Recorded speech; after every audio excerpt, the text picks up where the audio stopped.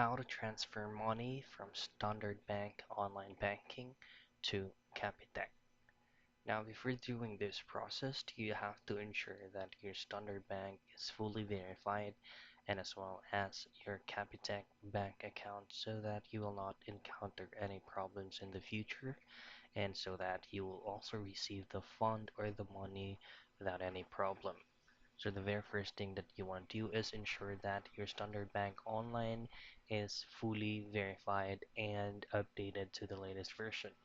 Then just head over to the sign in page and just log in using your user ID and your password. Now once you've successfully logged in, the very first thing that you will see is going to be bank transfer.